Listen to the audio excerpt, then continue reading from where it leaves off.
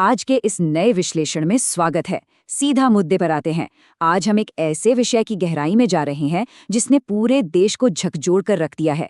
हम बात कर रहे हैं भारत की सबसे बड़ी मेडिकल एंट्रेंस एग्जाम नीट में हुए उस बड़े पैमाने के घोटाले की। सोचिए, 22 लाख से ज्यादा उम्मीदवारों का भविष्य अचानक से अधर में लटक गया। ये सिर्फ एक पेपर लीक नहीं है, ये एक ऐसा सिस्टम है जिसे बहुत ही शातिराना तरीके से हैक किया गया। आज हम इसी सोर्स मटेरियल के डेटा और फैक्ट्स के जरिए इस पूरे नेटवर्क की कार्यप्रणाली को डिकोड करेंगे। तो चलिए इसकी तह तक जाते हैं और शुरुआत करते हैं इस बेहद चौंकाने वाले आंकड़े से। परीक्षा से ठीक एक रात पहले 2 मई को केरल में पढ़ रहे एक छात्र ने राजस्थान के सीकर में अपने पिता को एक व्हाट्सएप मैसेज भेजा। उस मैसेज में एक फाइल अटैच थी।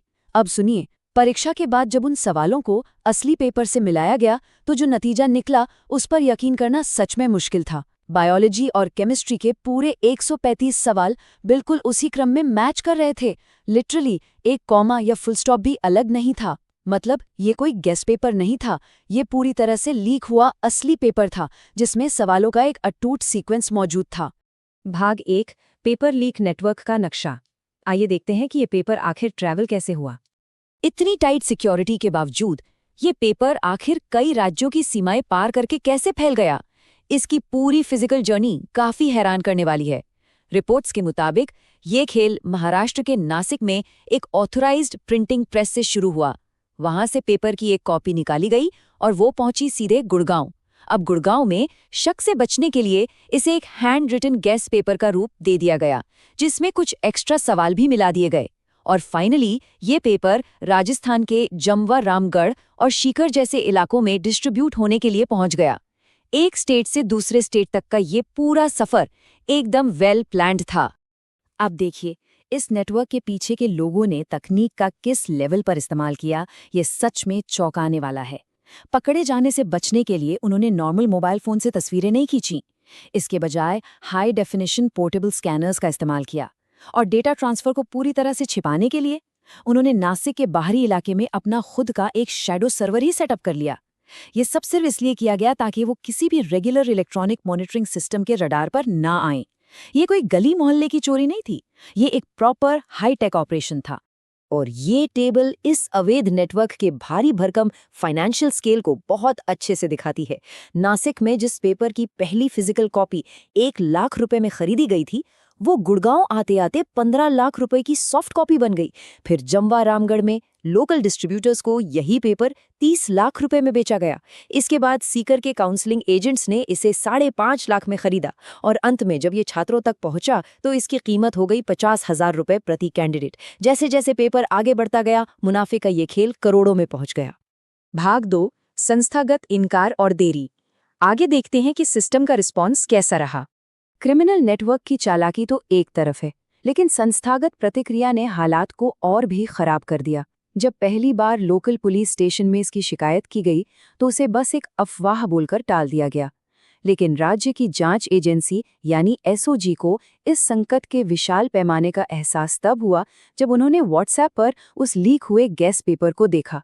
उस पर व्हाट्सएप का वो बहुत ही जाना पहचाना टैग लगा था, फॉरवर्डेड मेनी टाइम्स। इसका सीधा सा मतलब था कि ये कोई छोटी मोटी घटना नहीं थी। जांच में पता चला कि ये पेपर परीक्षा से 1 हफ्ते पहले और कुछ मामलों में तो पूरे 1 महीने पहले से ही हजारों लोगों के बीच सर्कुलेट हो रहा था। इसके बाद शुरू हुआ राज्यों के बीच आरोप प्रत्यारोप का खेल। सोर्स मटेरियल बहुत स्पष्ट रूप से 2 राज्यों के बीच के इन विरोधाभासी बयानों को रिपोर्ट करता है। एक तरफ राजस्थान के जांचकर्ता ये दावा करते हैं कि इस पूरे लीक का एपिसेंटर महाराष्ट्र का नासिक है। वहीं दूसरी तरफ नासिक के डीसीपी इन दावों को पूरी तरह से बेसलेस बताते हैं और कहते हैं कि पेपर तो वहां कभी प्रिंट ही नहीं हुआ। अब इस पूरी प्रशासनिक रस्साकशी के बीच सबसे बड़ा नुकसान उन लाखों छात्रों का हुआ जो सिर्फ और सिर्फ इंसाफ का इंतजार कर रहे थे। लेकिन सबसे ज्यादा शॉकिंग रिस्पॉन्स आया नेशनल टेस्टिंग एजेंसी यानी एनटीए की तरफ से। शुरुआत में तो उन्होंने पूरी तरह से मानने से ही इनकार कर दिया कि कोई पेपर लीक हुआ है। उनका तर्क था कि इंटरनेट पर बस एक पीडीएफ सर्कुलेट हो रहा था और बस इत्तेफाक से उसके कुछ सवाल असली परीक्षा से मैच कर गए। अब ये एक्सप्लेनेशन इतना अजीब था कि इसे किसी ने नहीं माना। इसी वजह से सोशल मीडिया पर लोग एनटीए को मजाक में नेशनल टैंपरिंग एजेंसी तक कहने लगे। भाग 3, कथित राजनीतिक कनेक्शंस। अब कुछ विवादित दावों पर नजर डालते हैं। सोर्स मटेरियल में राजस्थान के प्रमुख डिस्ट्रीब्यूटर्स को लेकर कई गंभीर विवादों और राजनीतिक आरोपों का भी जिक्र है। इन मुख्य आरोपियों, जिन्हें बीवाल ब्रदर्स कहा गया है, के बारे में कई बड़े दावे किए गए हैं। आरोप है कि इनमें से एक डिस्ट्रीब्यूटर एक पॉलिटिकल पार्टी के युवा विंग का सदस्य है। रिपोर्ट्स में तो उनकी तस्वीरें राजस्थान के शिक्षा मंत्री के साथ होने का भी दावा किया गया है। लेकिन सबसे गंभीर आरोप ये है कि इन आरोपियों को 1 महीने पहले से ही पता था कि पेपर लीक होने वाला है। और एक बहुत ही दिलचस्प बात, पिछले ही साल इनके परिवार के 4 सदस्यों ने नीट परीक्षा पास की थी। वैसे यहाँ ये साफ करना जरूरी है कि हम सिर्फ सोर्स मटेरियल में दिए गए दावों को निष्पक्ष रूप से सामने रख रहे हैं, किसी भी राजनीतिक पक्ष का समर्थन नहीं कर रहे। भाग 4, सिस्टम की विफलता और छात्रों पर इसका प्रभाव। इन सारे फैक्ट्स को देखने के बाद ये एकदम साफ हो जाता है कि ये कोई इकलौती घटना नहीं है। ये एक बहुत बड़ी, बार बार रिपीट होने वाली सिस्टमिक फेलियर है। 2024 की इस टाइमलाइन को ही देख लीजिए। परीक्षा से पहले पेपर का सर्कुलेट होना, फिर बिना किसी लॉजिक के ग्रेस मार्क्स बांट देना, और उसके बाद एक साथ 67 छात्रों का 720 में से 720 का परफेक्ट स्कोर ले आना। ये सब बिना किसी ठोस जवाबदेही के हुआ। और आज की स्थिति क्या है?